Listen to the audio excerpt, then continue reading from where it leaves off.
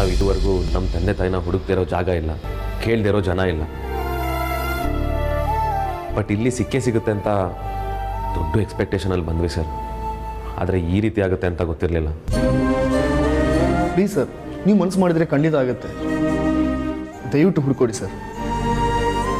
ನೋಡಿ, ನೀವು ಹೇಳ್ತಾ ಇರೋದು ನನಗೆ ಅರ್ಥ ಆಗುತ್ತೆ, ಆದರೆ ಮಿಸ್ ಆಗಿದೆ. ಏನು ಮಾಡೋದು ಹೇಳಿ?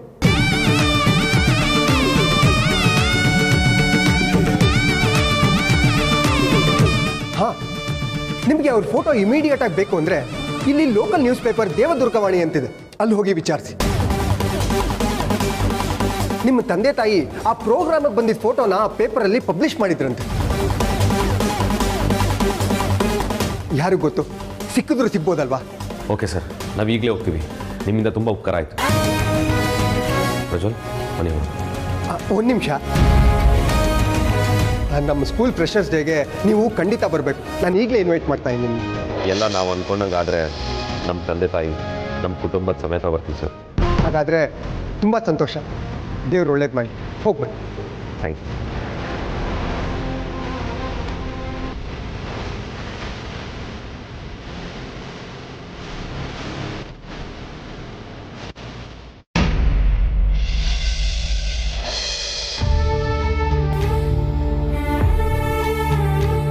ಸರ್, ಯಾಕೆ ಇಷ್ಟು ಬೇಜಾರಾಗ್ತಿದ್ರು? ಇಷ್ಟೊಂದೆಲ್ಲ ಫೀಲ್ ಆಗಬೇಡಿ ಸರ್. ಪ್ರಜ್ವಲ್, ಇಷ್ಟು ದಿನ ನಮ್ಮ ಅಪ್ಪ ಅಮ್ಮ ಸತ್ತೋಗಿದ್ದಾರೆ ಅಂತ ಅಂದ್ಕೊಂಡಿದ್ದೆ. ಅವ್ರ ಜೊತೆ ಇರಬೇಕು, ಅವ್ರ ಜೊತೆ ಮಾತಾಡಬೇಕು, ಅವ್ರ ಕೈ ತುತ್ತು ತಿನ್ನಬೇಕು, ಅವ್ರ ಜೊತೆ ಇಷ್ಟು ದಿನ ಬೆಳಿಬೇಕಿತ್ತು ಅಂತ ಎಲ್ಲ ಕಾತ್ರದಿಂದ ಕಾಯ್ತಾ ಇದ್ದೆ.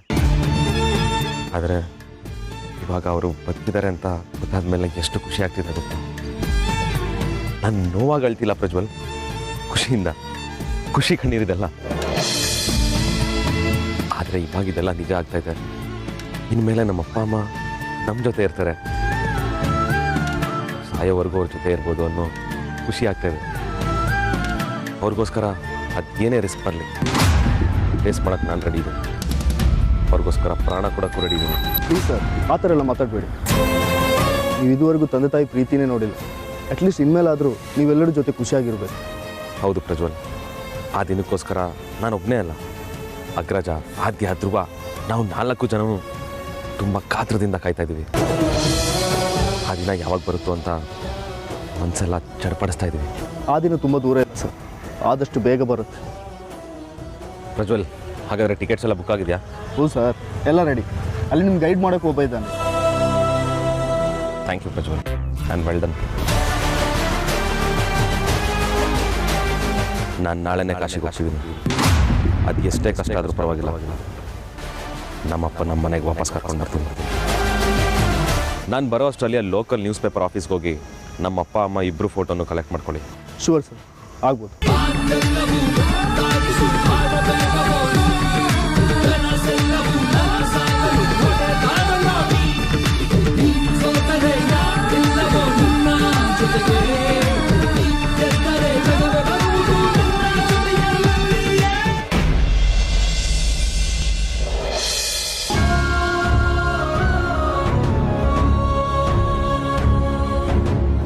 ಈ ಜೀವನ ಅನ್ನೋ 3 ಅಕ್ಷರ ಇದೆಯಲ್ಲ, ಯಾವಾಗ ಏನಾಗುತ್ತೆ ಅಂತ ಯಾರಿಗೂ ಗೊತ್ತಾಗಲ್ಲ. ನಾವೇನೋ ಅನ್ಕೋತೀವಿ, ಅದು ಇನ್ನೇನೋ ಆಗುತ್ತೆ. ಕೊನೆಗೆ ಎಲ್ಲೋ ಒಂದು ಕಡೆ ತಂದು ನಿಲ್ಸುತ್ತೆ. ನಮ್ಮಪ್ಪ ಕಾಶಿಲಿದ್ದಾರೆ ಅನ್ನೋ ವಿಷಯ ನನಗೆ ತುಂಬ ಆಶ್ಚರ್ಯ ಆಗ್ತಿದೆ. ಅದಕ್ಕೆ ನಾಳೆನೇ ಅವ್ರನ್ನ ಹುಡ್ಕೊಂಡು ಕಾಶಿಗೆ ಹೋಗ್ತೀನಿ. ಆದರೆ ಅಗ್ರಜಂಗೆ ಏನು ಹೇಳೋದು? ಹಾಂ, ಆಫೀಸ್ ಮೀಟಿಂಗ್ ಇದೆ ಅಂತ ಅಗ್ರಜಂಗೆ ಸುಳ್ಳು ಹೇಳ್ತೀನಿ. ಇಲ್ಲಾಂದರೆ ಅವನು 1000 ಪ್ರಶ್ನೆ ಕೇಳ್ತಾನೆ.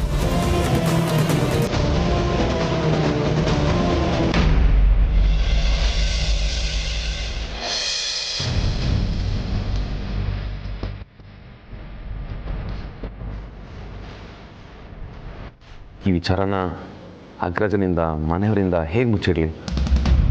ನಾನು ಕಾಶಿಗೆ ಹೋಗ್ತಿದ್ದೀನಿ ಅಂತ ಗೊತ್ತಾದರೆ ಅಗ್ರಜ ಯಾಕೆ ಏನು ಅಂತ ಎಲ್ಲ ಕೇಳ್ತಾನೆ. ಹೇಗಾದರೂ ಮಾಡಿ ನಾನು ಅಲ್ಲಿ ಹೋಗಲೇಬೇಕು. ಏನು ಹೇಳ್ಬಿಟ್ಟು ಹೋಗೋದು?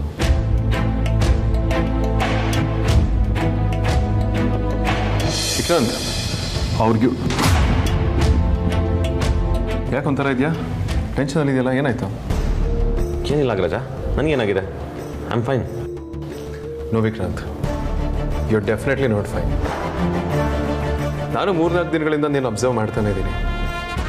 ಬೆಳಗ್ಗೆ ಎಲ್ಲರೂ ಎದ್ದೇಳೋದಕ್ಕೂ ಮುಂಚೆ ಮನೆಯಿಂದ ಹೊರಟು ಹೋಗಿರ್ತೀಯ, ತುಂಬ ಲೇಟಾಗಿ ಮನೆಗೆ ವಾಪಸ್ ಬರ್ತೀಯ. ಈ ಟೈಮಲ್ಲಿ ನೀನು ಆರತಿ ಅವ್ರ ಜೊತೆ ಇರೋದು ಬಿಟ್ಟು ವಾಟ್ ಈಸ್ ಸೋ ಇಂಪಾರ್ಟೆಂಟ್? ಬೇರೇನೂ ಇಲ್ಲ ಅಗ್ರಜ, ನೀನಿರ್ಬೇಕಾದ್ರೆ ಇನ್ನೇನು ತಲೆ ಕೆಡಿಸ್ಕೊಳ್ಳೋದಿದೆ. Really I'm good. ಇವತ್ತು ಅಲ್ಲಿಗೆ ಹೋಗ್ತೀನಿ ಅಂತ ಹೋಗಿಲ್ವಂತೆ? ಆರತಿ ಅವರು ನನಗೆ ಫೋನ್ ಮಾಡಿದರು, ನೀನು ಬಂದಿಲ್ಲ ಅಂತ ತುಂಬ ಬೇಜಾರು ಮಾಡ್ಕೊಂಡು ಮಾತಾಡ್ತಿದ್ರು. ಈ ಥರದ ಟೈಮಲ್ಲಿ ನಿನ್ನ ಪ್ರೆಸೆನ್ಸಲ್ಲಿ ತುಂಬ ಮುಖ್ಯ ಆಗುತ್ತೆ. ಯಾಕೆ ವಿಕ್ರಾಂತ್, ಯಾಕೆ ಹೀಗೆ ಮಾಡ್ತಿದ್ಯಾ ನೀನು? ಹೋಗ್ತಿದ್ದೆ ಅಗ್ರಜ, ಆದರೆ ಒಂದು ಇಂಪಾರ್ಟೆಂಟ್ ಕೆಲಸ ಆಯಿತು. ಇಂಪಾರ್ಟೆಂಟ್ ಕೆಲಸನ? ಏನಪ್ಪ ಅದು ಅಂಥ ಇಂಪಾರ್ಟೆಂಟ್ ಕೆಲಸ? ಆರ್ತಿಗಿಂತ ದೊಡ್ಡದಾ?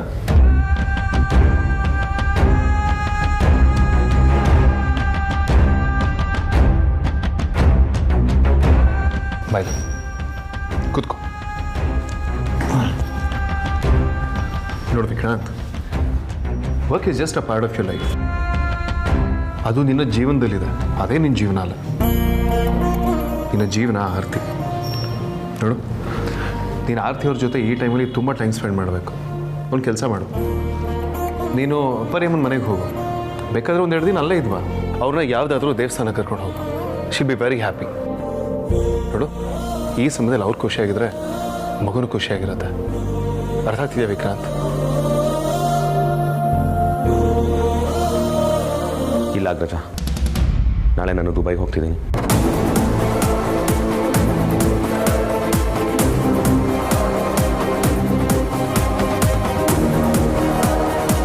ವಾಟ್? ದುಬೈಗೆ? ಯಾಕೆ? ನಿನಗೆ ಗೊತ್ತಲ್ಲ ಅಗ್ರಜ, ನಮ್ಮ ಕಂಪ್ನಿ ಹೊಸ ಪ್ರಾಜೆಕ್ಟ್ಗೆ ಹೆವಿ ಇನ್ವೆಸ್ಟ್ಮೆಂಟ್ ಬೇಕು. ದುಬೈಯಲ್ಲಿರೋ ಒಬ್ಬ ಬ್ಯಾಂಕರ್ ರೆಡಿ ಇದ್ದಾರೆ. ಫೇಸ್ ಟು ಫೇಸ್ ಮಾತಾಡಿದ್ರೆ ಸರಿ ಅನಿಸ್ತು. ಅದಕ್ಕೆ ನಾಳೆ ಹೋಗೋಣ ಅಂತ ಅಂದ್ಕೊಂಡಿದ್ದೀನಿ. ವಿಕ್ರಾಂತ್, ನಿನಗಿಲ್ಲಿ ಏನು ನಡೀತಿದೆ ಅಂತ ಅರ್ಥ ಆಗ್ತಿದೆಯಾ? ಆರತಿಯವರ ಡೆಲಿವರಿ ಡೇಟ್ ಹತ್ತಿರ ಬಂದಿದೆ. ನಾವೆಲ್ಲ ಇಲ್ಲಿರೋದಕ್ಕಿಂತ ನೀನು ಅವ್ರ ಜೊತೆ ಇರೋದು ಬಹಳ ಇಂಪಾರ್ಟೆಂಟ್ ಕಣೋ. ನಿನಗೆ ಇಂಥ ಸಮಯದಲ್ಲೂ ಬಿಸ್ನೆಸ್ಸೇ ತುಂಬ ಇಂಪಾರ್ಟೆಂಟ್ ಅನಿಸಿದ್ರೆ ಬೇರೆ ಏನಾದರೂ ಕಳಿಸ್ತೀನಿ ಬಿಡೋ, ಇಲ್ಲ ನಾನೇ ಹೋಗಿ ಬರ್ತೀನಿ ಬಿಡಪ್ಪ. ನೋ ಅಗ್ರಜ, ಇದಕ್ಕೆ ನಾನೇ ಹೋಗಬೇಕು. Please please. ವಿಕ್ರಾಂತ್, ಸುಮ್ಮನೆ ಮಕ್ಕಳ ಥರ ಹಠ ಮಾಡಿ ನನಗೆ ಇರಿಟೇಟ್ ಮಾಡಬೇಡ. ನಿನಗೆ ಆರ್ತಿಗಿಂತ ದುಬೈ ಇಂಪಾರ್ಟೆಂಟೇನಾ? ಅಗ್ರಜ ಪ್ಲೀಸ್ ಅರ್ಥ ಮಾಡ್ಕೊ. ಈ ಸಿಚುವೇಶನಲ್ಲಿ ನಾನು ದುಬೈಗೆ ಹೋಗೋದೇ ಮುಖ್ಯ. Vikrant, what's wrong with you? ಯಾಕೆ ಇದಕ್ಕೆ ಇಷ್ಟೊಂದು ಇಂಪಾರ್ಟೆನ್ಸ್ ಕೊಡ್ತಿದ್ಯಾ? ಅಫ್ಕೋರ್ಸ್ ಹೊತ್ತು ಪ್ರಾಜೆಕ್ಟಿಗೆ ಇನ್ವೆಸ್ಟ್ಮೆಂಟ್ ಜಾಸ್ತಿ ಬೇಕು ಅಂತ, ದಟ್ ಕ್ಯಾನ್ ವೇಟ್. ನೋಡು, ನಾವು ಆ ಪ್ರಾಜೆಕ್ಟ್ ಮಾಡದೇ ಇದ್ರು ಈಗ ಹೇಗಿದ್ದೀವೋ ಹಾಗೆ ಮುಂದೇನೂ ಇರ್ತೀವಿ. ಯಾವ ಬದಲಾವಣೆನೂ ಆಗಲ್ಲ. ಆರತಿ ಅವ್ರ ಜೊತೆ ನಿನ್ನ ಸಮಯದಲ್ಲಿ ಅವ್ರ ಜೊತೆಲಿ ಇರೋದು ಬಹಳ ಮುಖ್ಯ. ನೀನು ಹೊರಟಾದ್ರೆ ಅವ್ರ ಮುಖದಲ್ಲಿ ಕಳನೇ ಇರೋದಿಲ್ಲ ವಿಕ್ರಾಂತ್. ಅಗ್ರಜ, ನಿನ್ಗೆ ಯಾಕೆ ಅರ್ಥ ಆಗ್ತಾ ಇಲ್ಲ? This is very important. ನಾನು ಹೋಗಲೇಬೇಕು. ಆದರೆ ಆರತಿ ಅವ್ರ ಮಗು ಹೆತ್ತಾದ್ಮೇಲೆ ಇಡೀ ಮನೆ ಕಳೆ ಚೇಂಜ್ ಆಗುತ್ತೆ ವಿಕ್ರಾಂತ್. ನಮ್ಮೆಲ್ಲರಿಗಿಂತ ಹೆಚ್ಚಿನ ಪ್ರೆಸೆನ್ಸ್ ನಿಂದಿಲ್ಲಿರಬೇಕು. ನೀನು ಈ ಸಮಯದಲ್ಲಿ ದುಬೈಗೆ ಹೋಗ್ತೀನಿ ಅಂತ ಗಲಾಟೆ ಮಾಡ್ತಿದ್ದಿಲ್ಲ. What's wrong with you man? ನೋಡು, ನೀನೇನು ಜಾಸ್ತಿ ಮಾತಾಡ್ಬೇಡ. ನೀನು ಎಲ್ಲಿಗೂ ಹೋಗೋ ಹಾಗಿಲ್ಲ, ಇಲ್ಲೇ ಇರಬೇಕಷ್ಟೇ. ಅಗ್ರಜ, ನಾನು ಹೋಗಿ ಬಂದಮೇಲೆ ಈ ಮನೇಲಿ ಖಂಡಿತ ಒಳ್ಳೆ ಬದಲಾವಣೆಗಳಾಗೇ ಆಗುತ್ತೆ. ಆದರೆ ನಾನು ಏನು ಮಾಡಲಿ? ಈ ಟೈಮಲ್ಲಿ ನಾನು ನಿನ್ನ ಹತ್ರ ನಿಜ ಹೇಳೋಕ್ಕಾಗ್ತಿಲ್ಲ.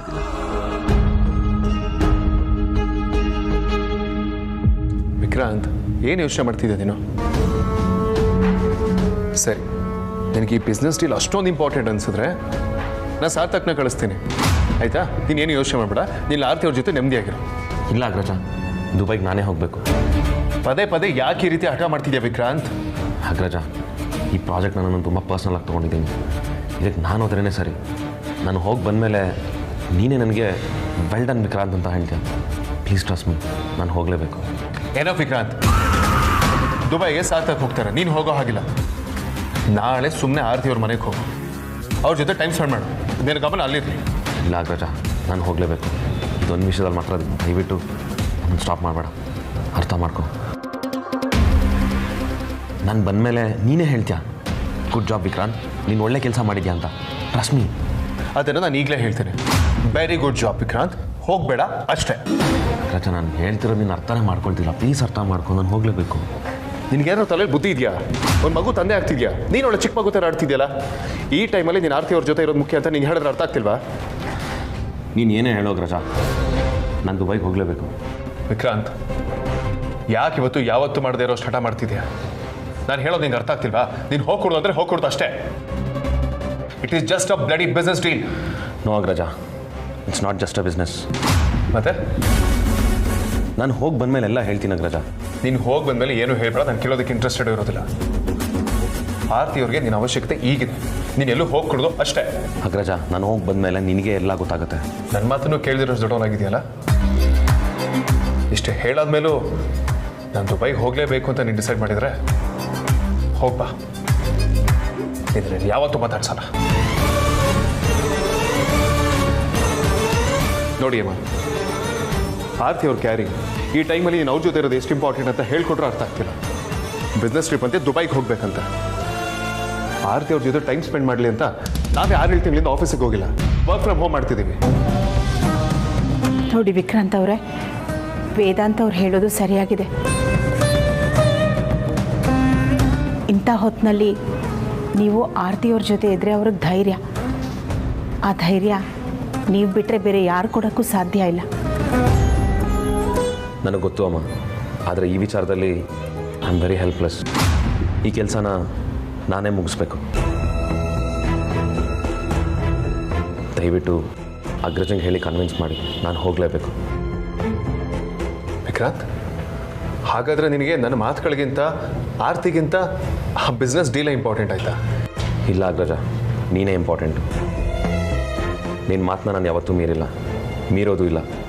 ಆದರೆ ಇದೊಂದು ಸಲ ಮಾತ್ರ ದಯವಿಟ್ಟು ನನ್ನನ್ನು ತಡಿಬೇಡ. ನಾನು ಹೋಗಲೇಬೇಕು. I am very sorry. Vikrant please, ಹಠ ಮಾಡಬೇಡ, ನನ್ನ ಮಾತು ಕೇಳು.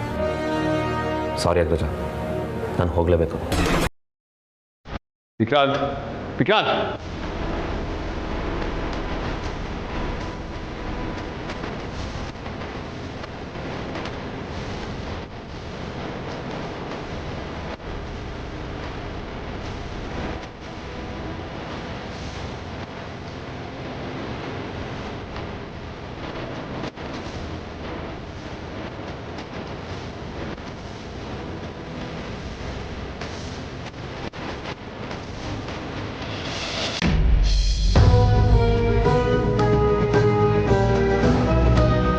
ಅವರೇ, ಅಮ್ಮ, ಏನು ವಿಷಯ? ಕೂತ್ಕೊಳ್ಳಿ. ಪರವಾಗಿಲ್ಲ, ಕೂತ್ಕೊಳ್ಳಿ ಅಮ್ಮ. ಪ್ಯಾಕ್ ಮಾಡ್ಕೋತಾ ಇದ್ದೀರಾ? ನಾ ಹೆಲ್ಪ್ ಮಾಡಲಾ? ಪರವಾಗಿಲ್ಲ ಅಮ್ಮ, ಆಲ್ಮೋಸ್ಟ್ ಎಲ್ಲ ಪ್ಯಾಕ್ ಆಗಿದೆ. ಆ್ಯಂಡ್ ಜಾಸ್ತಿ ಬಟ್ಟೆ ಏನೂ ಇಲ್ಲ, 2 ದಿನ ಅಲ್ಲ. ಹೌದಾ? ನಿಮ್ಮ ಹತ್ರ ನಾನು ಸ್ವಲ್ಪ ಮಾತಾಡಬೇಕಾಗಿತ್ತು. ಹೇಳಿಮ್ಮ. ಓ, ಅಗ್ರಜನ್ ಜೊತೆ ಮಾತಾಡಿದ್ನಲ್ಲ, ಆ ವಿಷಯದ ಬಗ್ಗೆನಾ? ಅವ್ರಿಗೆ ಇಷ್ಟ ಇಲ್ಲದೆ ನೀವು ಹೋಗ್ತಾ ಇದ್ದೀರಾ. ಅವ್ರ ಮನ್ಸಿಗೆ ಬೇಜಾರಾಗಲ್ವಾ? ಮತ್ತೆ ಅಮ್ಮ, ನಾನು ಬಿಸ್ನೆಸ್ ಟ್ರಿಪ್ ಹೋಗ್ತಿದ್ದೀನಂತ ಅಗ್ರಜನ ಹತ್ರ ಸುಳ್ಳು ಹೇಳಿದ್ದೀನಿ. ಇಲ್ಲಾಂದರೆ ಅವ್ನು ನನ್ನ ಹೋಗೋಕ್ಕೆ ಬಿಡ್ತಿರ್ಲಿಲ್ಲ. ವಿಕ್ರಾಂತ್ ಅವರೇ, ನೀವು ಸುಳ್ಳು ಹೇಳಿದ್ರಾ? ಅಲ್ಲ, ಸುಳ್ಳು ಹೇಳೋ ಅನಿವಾರ್ಯತೆ ಏನಿತ್ತು ನಿಮಗೆ? ನಾನೊಂದು ಮುಖ್ಯವಾದ ಕೆಲಸದ ಮೇಲೆ ಹೋಗ್ತಿದ್ದೀನಮ್ಮ, ಅದಕ್ಕೆ. ಹೌದಾ? ಏನು ಅಂತ ಕೇಳಬಹುದಾ? ಅಮ್ಮ, ಈ ವಿಷಯನ ನಾನು ಮೊದಲು ಅಗ್ರಜಂಗೆ ಹೇಳಬೇಕು ಅಂತ ಅಂದ್ಕೊಂಡಿದ್ದೀನಿ. ಅದಾದಮೇಲೆ ನೆಕ್ಸ್ಟೇ ನಿಮ್ಗೆ ಹೇಳ್ತೀನಿ. ನೋಡ್ತಾ ಇರಿ, ನಾನು ಈ ಟ್ರಿಪ್ ಮುಗಿಸ್ಕೊಂಡು ಬರೋಷ್ಟರಲ್ಲಿ ಏನೆಲ್ಲ ಚೇಂಜಸ್ ಆಗುತ್ತೆ ಅಂತ. ನಮ್ಮ ಮನೆ ವಾತಾವರಣನೇ ಚೇಂಜ್ ಆಗುತ್ತೆ ಅಮ್ಮ. ನಮ್ಮೆಲ್ಲರೂ ಲೈಫ್ ಸ್ಟೈಲ್ ಚೇಂಜ್ ಆಗುತ್ತೆ. ಇಷ್ಟು ದಿನ ಎಷ್ಟು ಖುಷಿಯಾಗಿದ್ವೋ ಅದಕ್ಕಿಂತ 10 ಪಟ್ಟು ಖುಷಿಯಾಗಿರ್ತೀವಿ. ನಮ್ಮ ಮನೆ ಹಬ್ಬದ ವಾತಾವರಣ ಆಗುತ್ತೆ. ಇನ್ಮೇಲಿಂದ ಡೈಲಿ ಹಬ್ಬದ ಊಟನೇ. ಗೊತ್ತಾ ನಿಮಗೆ ಅಮ್ಮ?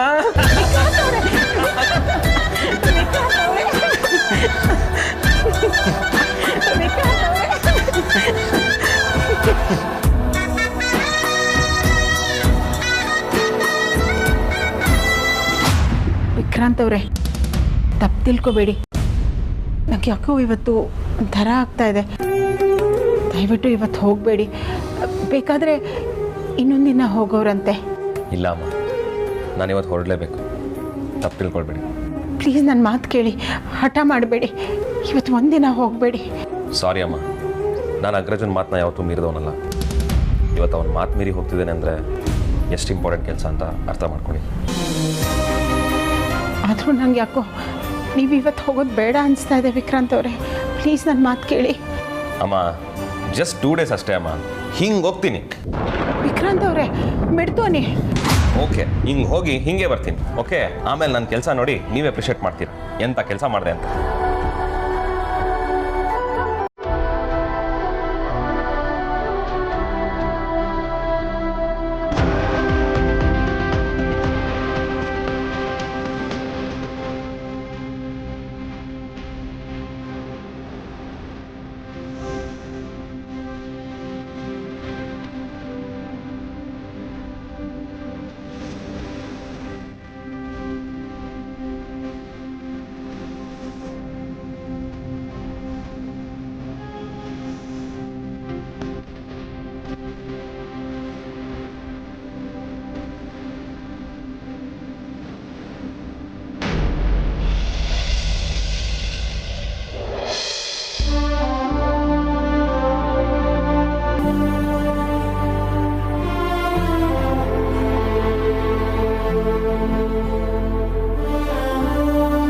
ವೇದಾಂತ್ ಅವರೇ,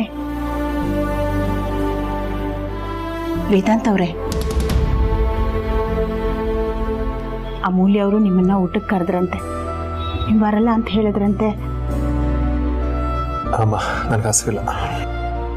ಸರಿ, ಊಟ ಬೇಡ, ನಿಮ್ಗಿಷ್ಟ ಅಂತ ಬಿಸಿ ಬಿಸಿ ಉಪ್ಪಿಟ್ಟು ಮಾಡ್ಕೊಂಡು ಬಂದಿದ್ದೀನಿ, ತಗೊಳ್ಳಿ ತಿನ್ನಿ. ಅಮ್ಮ ಅವ್ರು ಯಾರಿಗೂ ನನಗೆ ವೆಯ್ಟ್ ಮಾಡಬೇಡಿ ಅಂತ ಹೇಳಿ, ನನಗೆ ಯಾಕೋ ಮನ್ಸರಿಲ್ಲ. ನನಗೆ ಊಟ ಬೇಡ, ನೀವೆಲ್ಲ ಹೋಗಿ ಊಟ ಮಾಡ್ಕೊಳ್ಳಿ. ವೇದಾಂತ್ ಅವರೇ, ನೀವು ತಪ್ಪು ತಿಳ್ಕೊಳ್ಳೋಣ ಅಂದರೆ ಏನಾಯ್ತು ಅಂತ ಹೇಳ್ತೀರಾ? ಹೇಳ್ಕೊಂಡ್ರೆ ಮನಸ್ಸಿಗೆ ಸಮಾಧಾನ ಆಗತ್ತೆ. ಏನಾಯ್ತು ಅಂತ ಹೇಳಿದ್ರೆ ನನಗೆ ತೋಚಿದ್ದನ್ನ ನಾನು ಹೇಳ್ತೀನಿ. ಏನಾಯ್ತು?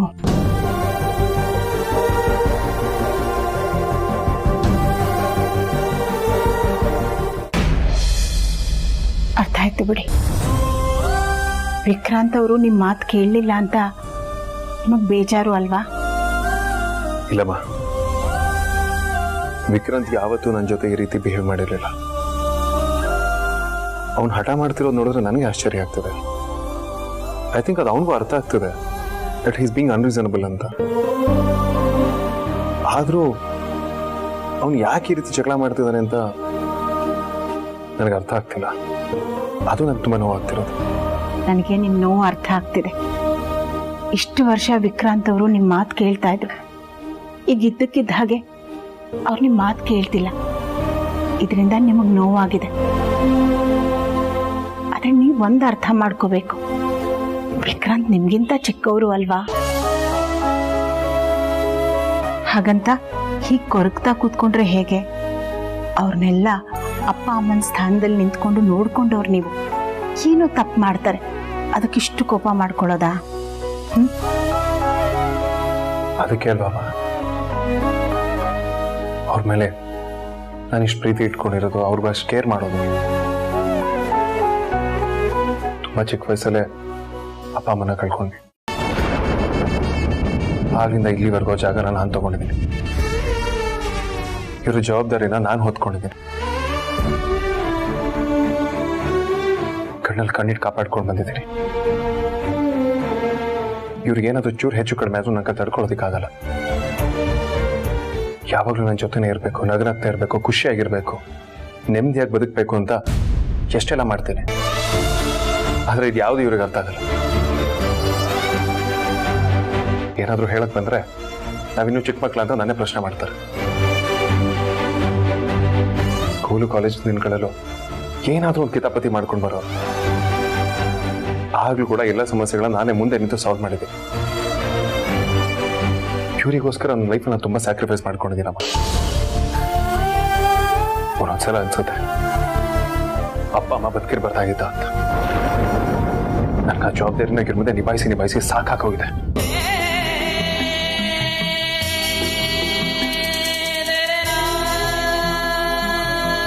ಹೌದು ಕಣ, ಚಿಕ್ಕ ವಯಸ್ಸಿಗೆ ನಿನ್ನ ಮೇಲೆ ದೊಡ್ಡ ಹೊರೆನೆ ಹೊರಿಸ್ಬಿಟ್ಟೆ. ನಿಮಗೆ ತಂದೆ ತಾಯಿ ಪ್ರೀತಿ ಸಿಕ್ಕಲಿಲ್ಲ, ನಮಗೆ ಮಕ್ಕಳು ಪ್ರೀತಿ ಸಿಕ್ಕಲಿಲ್ಲ. ಈ ನೋವು ನನಗೆ ಜೀವನ ಪರ್ಯಂತ ಕಾಡುತ್ತೆ. ನಾವೆಲ್ಲರೂ ತುಂಬಾ ನತದೃಷ್ಟರು ವೇದಾಂತ.